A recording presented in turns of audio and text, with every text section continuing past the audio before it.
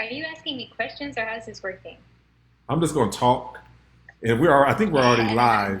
gonna. We're already live, All Sandy. right. So, Okay. yes, and this is the we are live on here. I'm here with Sandy Johannan. We are doing something for the first time. I don't even know if it's possible. I am sharing my screen, and I have Sandy here with us. So, but I also don't know whether or not you guys hear. So on one end, I'm sharing my screen. On the other end, I need to know kind of what you guys are saying.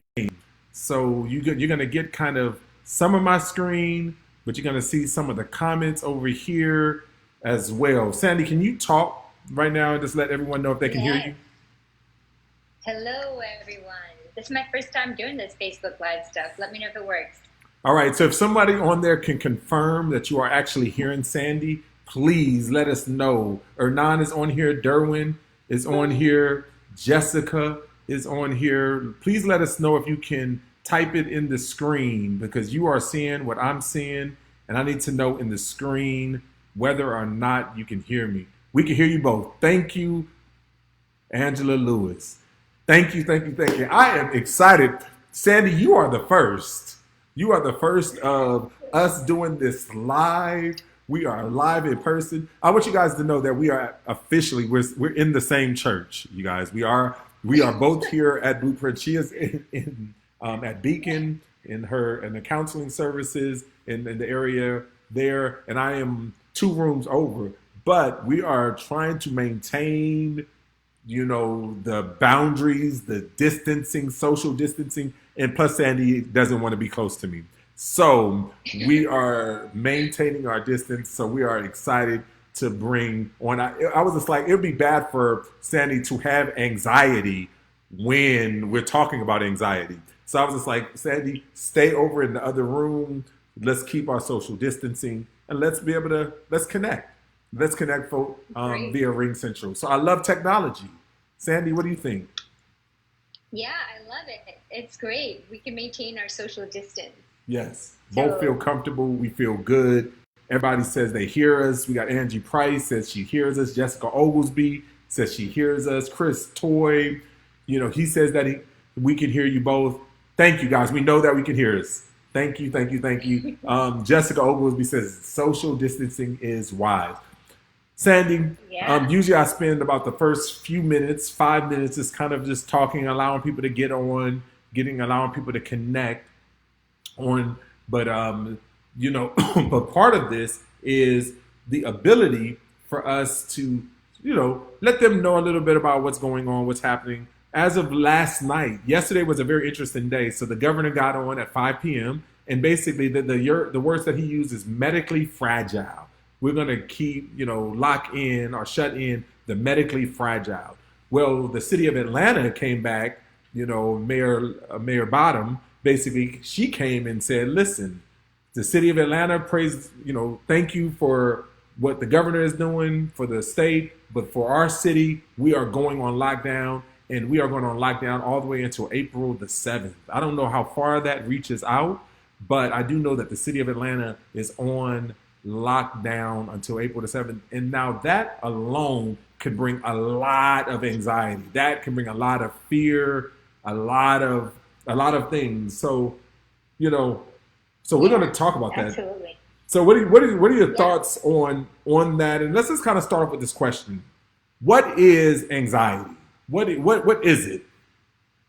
Yeah, so first I want to say this is a really stressful time, and I want to make sure people understand that we're all going to experience anxiety because it's such a stressful time. This is such a change in our lives. We never expected anything like this. Even just hearing the word thrown around pandemic, that's scary to hear. I mean, it sounds like we're in a movie right now. So most of us are going to be feeling stress and anxiety. We just define it as a normal emotion where you feel tension in your body. There's a physical and an emotional response. So anxiety can come from where some of us are staying at home working in addition to caring for kids. So there's anxiety with that. There's worry about finances. We're worried about our loved ones. We might have elderly parents, and we're worried about them. So it's important to remember that all in the same boat. There's anxiety, there's stress. We're going to be experiencing that, and that's completely normal. So during this time, it's especially important to be kind to yourself and to extend grace to yourself like you would to a friend who might be going through something like this. And it's okay for you to feel more anxious than usual, but what we don't want to happen is for it to become this stressor that then traumatizes the person. And when it becomes an anxiety disorder per se is when we start to become more concerned. Yeah, I think that's great. So anxiety, Go ahead. anxiety, Dhati, is one of the most common, anxiety disorders are one of the most common mental illnesses in America. 18 and over, about 40 million people experience anxiety. So it's not uncommon, but we want to differentiate between just regular anxiety, which we'll all experience, versus an actual anxiety disorder. Yeah. Right. And so when we say anxiety disorder, it's when that anxiety just takes over us. We can't sleep well, we can't eat well, we're just preoccupied with what's happening. We're obsessing over things. We can't take care of our kids the same way. And that's when I would say people need to reach out for professional help. Yeah, that's great. So when you talk about this idea of anxiety is when it takes over us. I love that simple layman's understanding is like when it becomes so overwhelming that it takes over us in that regard. Right. I think one of the things that I want to talk to us about specifically is a lot of times people have been pitting fear and faith against one another. And I've been really trying to dispel that and say like this is not about fear versus faith, because the reality is that we all have fear. Like we are scared, and fear is just simply saying that we're not in control. And whenever we recognize, and that one thing that the COVID-19 thing has done for us, it has created a reality that we are not in control and there's potential danger around. There's, as the president said, there's this invisible enemy that can come in and take over, and it has shut down not just the country, it has shut down the world. As you mentioned before, this is a pandemic. This is something that is creating. And so if that doesn't bring you fear, then that means you're not human, right? You are human. So it's not about whether or not you have fear. It's like you have fear, but what do you do with your fear? And that fear can either lead to anxiety or control, or can lead to faith. This idea and just what the coronavirus is and how this pandemic has, how this can bring anxiety, to each and every one of us. Yeah, definitely. So that's a good point that you made, Dhati, because anxiety comes from when there's a vague threat. Uncertainty is the linchpin of anxiety, right? So there are a lot of unknowns right now. We don't even know much about the virus. We're still learning, and we're seeing the numbers rise. So we're all getting anxious. Like, what do we do? How do we control this? But so we have to, when we talk about anxiety, we talk about what can you control and what can you not control. So what can you control in this situation? You can control your own hygiene practices. So anxiety can motivate you. Anxiety can be a good thing, right? It can motivate you to work harder. In this situation, it can motivate you to be more careful about your hygiene. So hey, you guys, I'm on. CDC guidelines are washing your hands, coughing into your elbow, sneezing into your elbow, things like that. We really want to focus on what can we control. We can't control what the virus will do. We know that the virus, and it's mostly people have mild symptoms or they're without symptoms, and there are fewer cases more in the elderly and people who have underlying health conditions that it's riskier.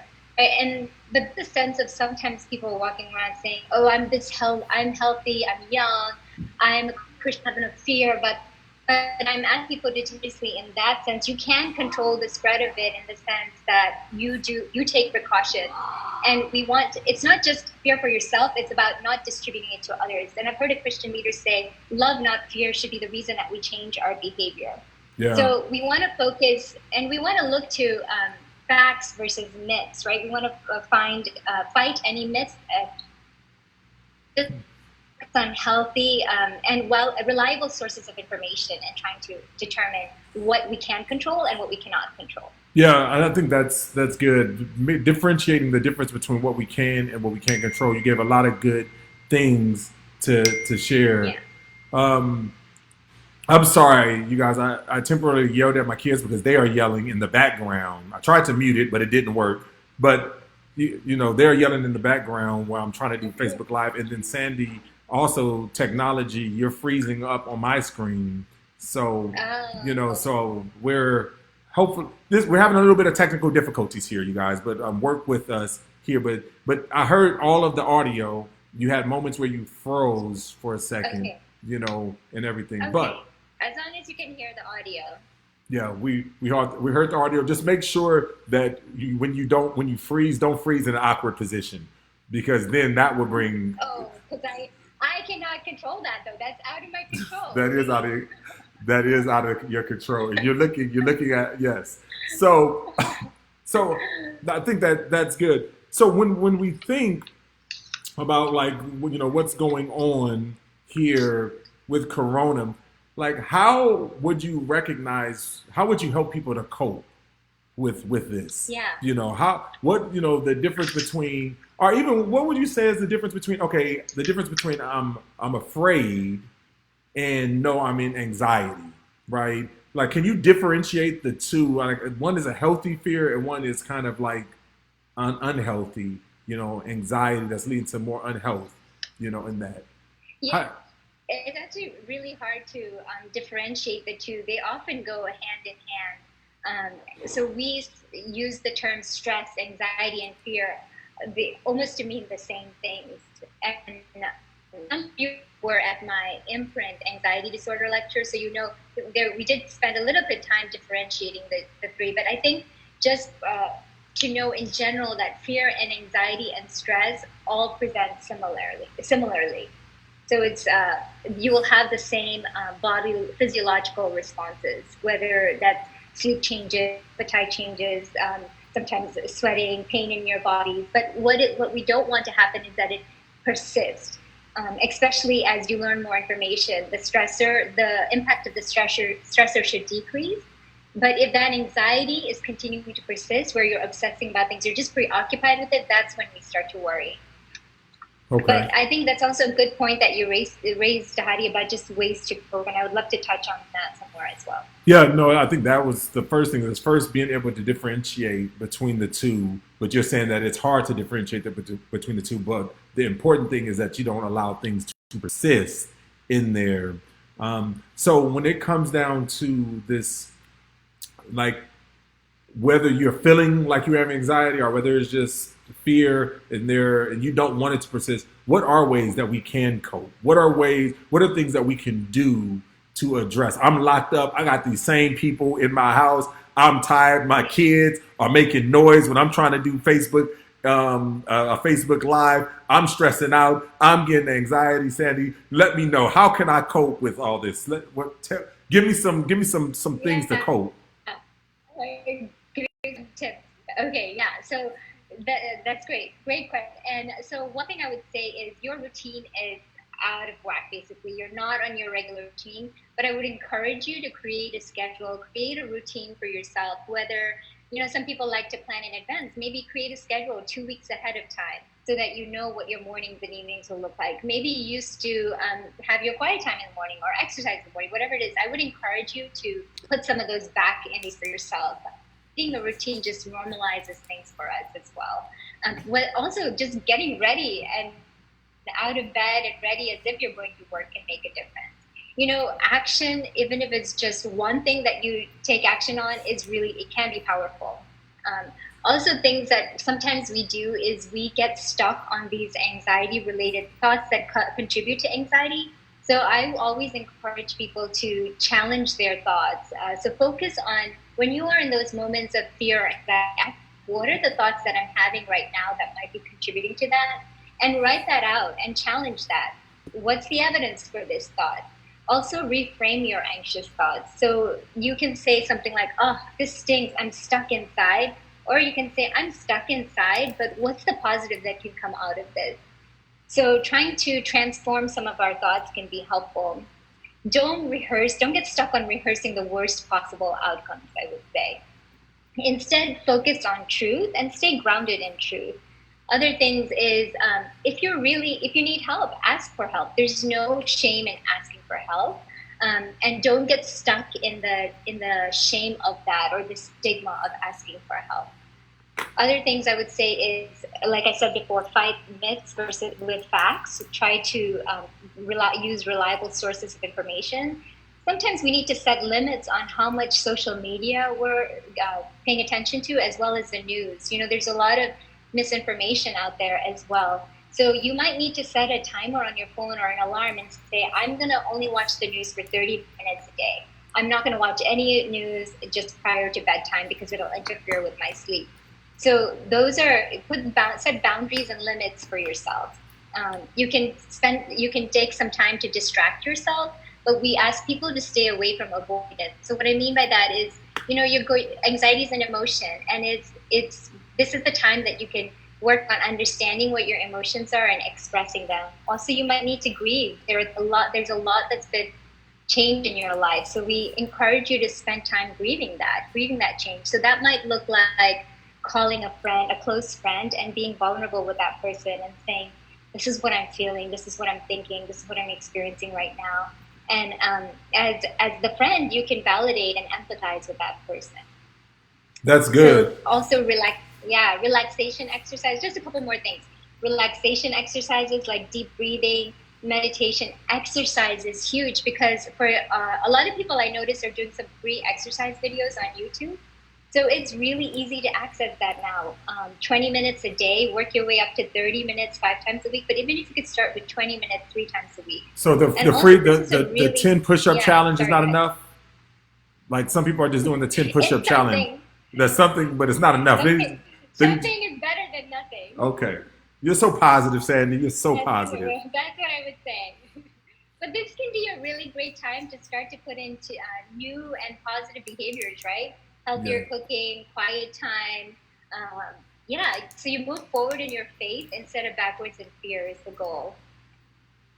All right. So, Sandy, I got 10. This is 10 things that Sandy, I don't know if you have your list on, that you guys were taking the list, but I have 10 things that I'm going to repeat in here to make sure that we got. These are the Sandy's 10 things to cope with anxiety.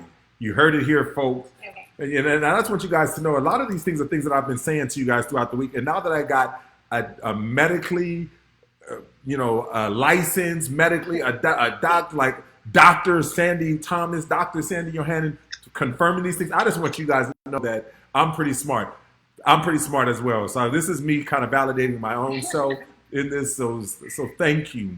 Thank you, Sandy. Here's the 10 things that I wrote down. Number 1, create routine. Number 2, get ready. What I said, Sandy, was brush your teeth. Like, get ready, go to work, put on clothes. Don't just stay lounging. Number 3, challenge your thoughts. Yeah. Challenge your thoughts. Number 4, create new thoughts, right? Focus, create new thoughts. Number 5, ask for help. Number 6, fight myths with facts, right? Limit the amount of social media time that you have. Number 7, set boundaries, people. Set boundaries. Number 8, confess where you are. Tell the truth about what's going on inside. As you said, grieve well. Grieve the realities. Like, grieve well. Number 9, promote relaxation exercises and healthy eating habits. And number 10, press into the faith. Your faith in the Lord. Read scriptures, Bible, and those things. So those are the 10 things that I took away from Sandy, and I really think that it was really healthy for us, in there. And so I just really want you guys to know that. So Sandy, what I want to do is I want to open it up for people, for the people, and let them know if there are any questions that they have, So if you guys have questions, begin to put them into your comments in there. While people are writing questions, I want to share one quote that really was helpful for me. I was listening to J.D. Greer at Summit Church this past weekend, and he shared a quote from C.S. Lewis. C.S. Lewis was living during a time that people were worried about dying from nuclear weapons. And I just want to read what C.S. Lewis said, because they asked him, how could you live without fear? And he said, basically, we're all going to die at some point, but we have to start to use whatever amount of time you have, whether it's 6 months or 60 years, to embrace life and capitalize on whatever opportunities God has put in front of you. Our main question should not be when and how we'll die, but how we'll live when we're alive. And I love that. How are you going to live? How are you going to not let this define you or be your identity?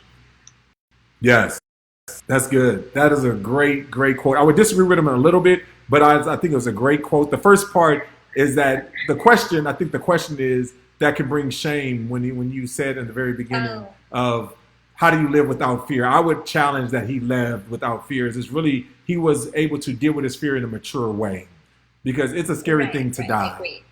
So, I'm on that kick, Sandy. Whenever people shame people about having feelings, I'm just on that kick and just want to make sure that people, it's okay to feel your feelings and to tell the truth about what's going on inside. Absolutely. But that quote was more about what he does with his fear, and he decides to take his fear and lives with wisdom more than to be controlled by that fear, which leads to phobia, and everything. So. Exactly. And when we're all going to have fear, and I think that's why the Bible tells us many times to cast our anxieties, don't be anxious, because Jesus knew we were going to have fear. And so it just can push us closer to God. Yes, amen. Amen.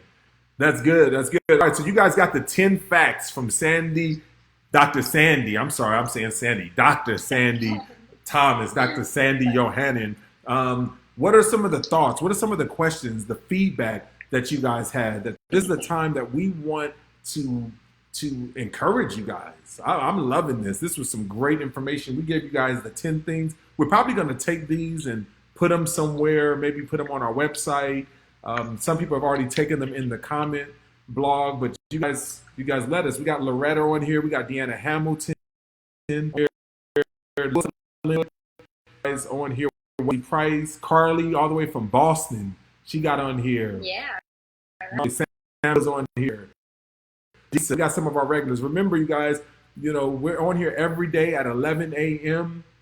We're talking to different. Today I got a special guest, Dr. Sandy Thomas, and she oversees Beacon. Is it Beacon Counseling? What is it called? Beacon. Yeah, it's Beacon Counseling. And we have a website, beaconmhscounseling.com. And on that, actually, we have some resources. So if you're interested in learning more just about how to deal with anxiety, there's some resources. It's a great podcast my founder put on there, Haley Owen, about anxiety during this time. So if you want to take a listen to that too. Yes, that's good. So great resources. Sandy is a great resource, and her and her husband are great friends to Angie and I. This has been very helpful for us, in terms of we're wrestling this, and so we talked about, again, creating boundaries, getting ready, challenging your thoughts, create new opportunities, or create new thoughts, ask for help, fight myth with facts, set boundaries, confess where you are emotionally, relaxation exercises and eating, make sure you're eating healthy, and then press into your faith. Those are the 10 things that Dr. Sandy Thomas gave to us today. And what are your thoughts? We have so many people need this. Many of the nurses I work with have much anxiety at this time. Thanks for sharing. That was one comment that we had. Zarita Gray says, Sandy, how to grieve knowing some change may be forever. When you know that it's going to happen, it's going to be forever. How do you grieve that? Like life has changed. It's similar. Yeah, I would say it's similar to when you grieve when you lose a loved one or lose a relationship. Grief is different for everyone, but the same in the sense that you have to go through those stages of expressing your emotions. I feel angry about this. There might be some denial about it. You might be bargaining with God about it, and then you get to this acceptance phase. Yeah, life did change, but I encourage part of that grieving process to be reaching out to support. There's also a on our website that's related to helping people as well during that time with just the grieving process. Yeah. Learning how to grieve well. But Like, I think that is so critical. practice, yeah. And it takes a lot to be vulnerable with Yeah. yourself and with others. Yeah, man. Grieving well. And when you grieve well, what you're really doing is you're honoring, what you've lost Yeah. in that. And so, especially when things change forever, I mean, sometimes there's an honoring process that you have. And so grief is not a bad thing. Grief is actually a good thing. And it's a tool that God gives us Yeah. to help us through that. Great question. Miriam says, super practical, many thanks. So she's thanking you, Sandy. Many thanks because it's super practical.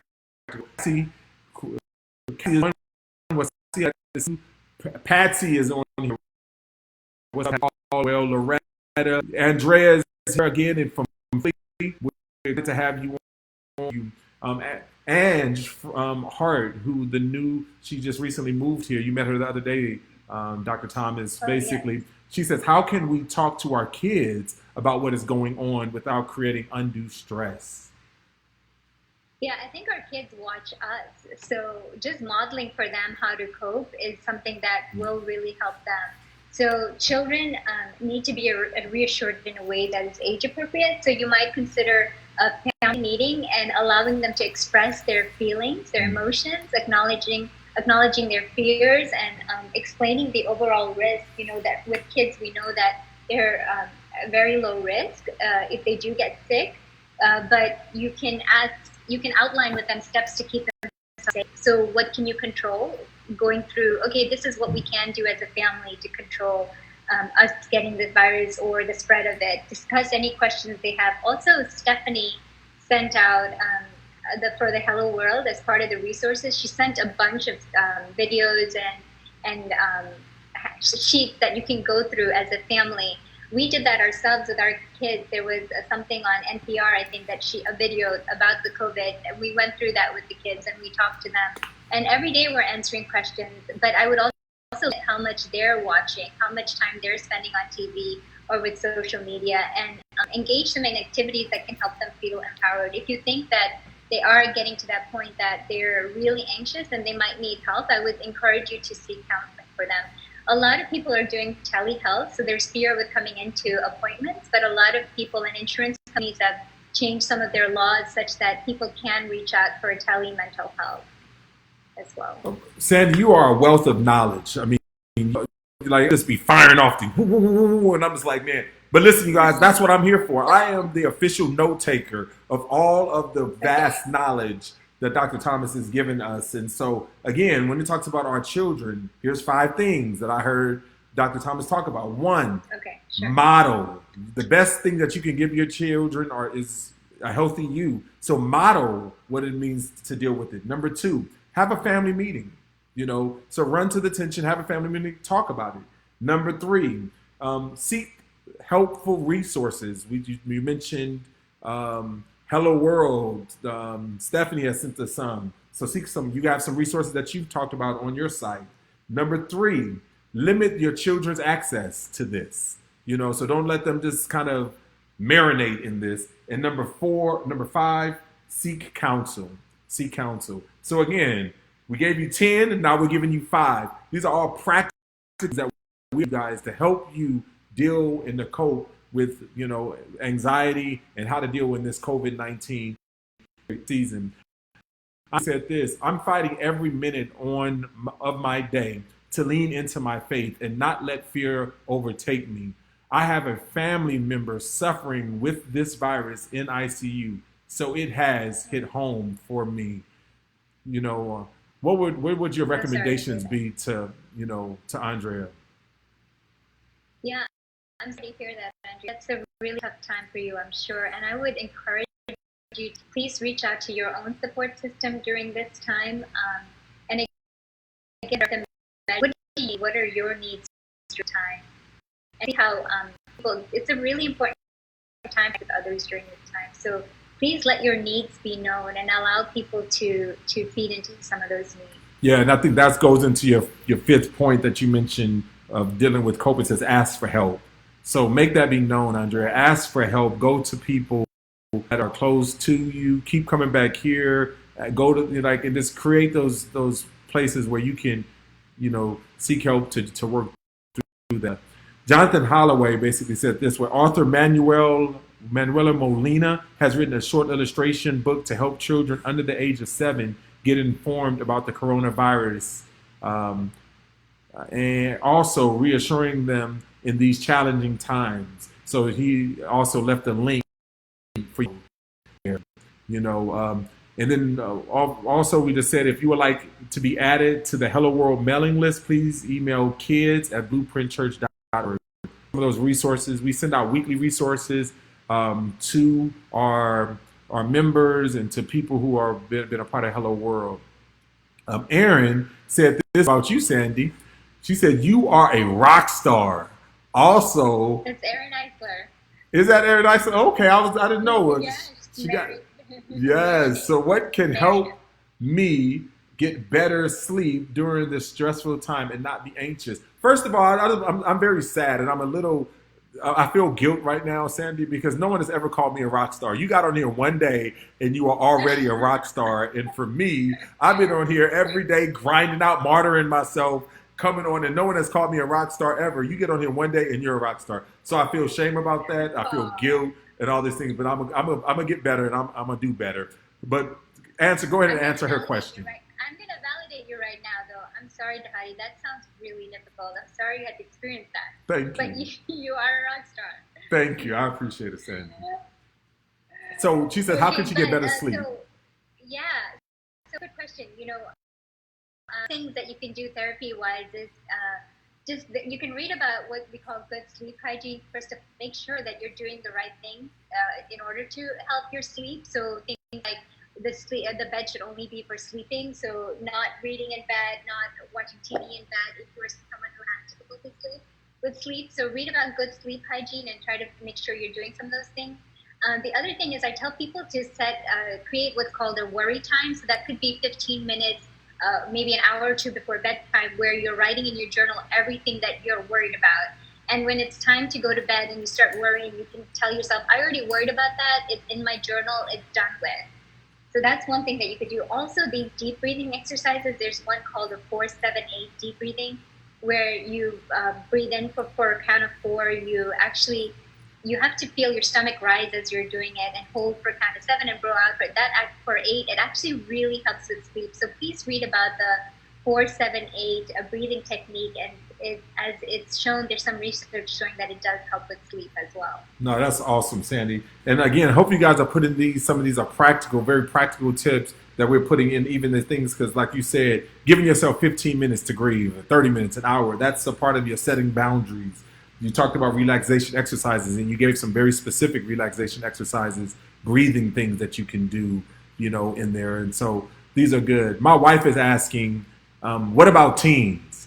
Do you have any suggestions for them? Because you can't control them like you control little children. Like you can just threaten the little children, but when they teen, they think they grown, so they start pushing back, Sandy. So, what are suggestions for them? I think Jess obviously have way more teen advice than I can give you, by the way. So you guys are way better with teens than I am. But I would say similar things. Limiting their amount of TV. Still setting limits with them is important, but also helping them understand, giving them facts to read about why they're important and what their role is in this as well, how they can limit the spread of the virus, whether it's through hygiene measures, social distancing. What does social distancing mean? Why are we doing all this? I think empowering them with facts is very important with teenagers. Yeah. So validating and empathizing. Yeah, but I think that's really important because, our teenagers, at least my teenagers, and I'm not teenagers on anyone else, but they all think, well, teenagers are not, affected by it. So even if we get it, we good anyway. And they just think that they're like superhuman. So they just think they can just do whatever they want to do. And so that's the teenage years we're going to have a time when we just talk about teens, like parenting teens. That is going to be a time. It's not even parenting teens and coronavirus 19. This is parenting teens. We're going to have a time when we just talk about that. So this is FYI. Yeah. We're going to talk about that. But yeah, but they think they're grown and they think that, that's a separate webinar. And they think that they're grown and they think that they're invincible. So I don't know what you do with grown invincible people, especially in Corona Right. 19. They still need validation and empathy and just also facts. So I think equipping them with facts is really key here. Yeah, and I think the myth is that you're not grown, and the myth is that you're not invincible. So the fact is that we can validate them. But again, we'll talk about that at another time. Matthew Boyd, what's up, man? Thank you for the validation. Yes, Lord, we do need teens' help. Oh, Erin said she did. That's her new name. What's up, Erin? Patsy, thank you for validating me. I appreciate it. And Erin, also, thank you for validating me. And they also validated you. You are also a rock star, both. Yes, help with teens. Oh, yes. We have been taken over by teens conversation. But yes, we are. We are taken over by teams. Yeah. But all right, so I think we're Yeah. kind of over our time. But I'm really Yes, grateful, thank you. really, really grateful, Sandy. You are truly a rock star. I want you to know they probably want you to start hosting the show, hosting this time every day. But I'm really messing with you. No, but I really do thank you, Sandy. Thank you for taking the time Thanks. and spending this with us. We will just continue Thanks for to having press in. Yeah, thanks for having me. And if, please, people can reach out to us if there's anything that they need. BeaconMHSCounseling.com. Thank Yes. you. Thank you. All right. Okay. Bye, Sandy. Bye.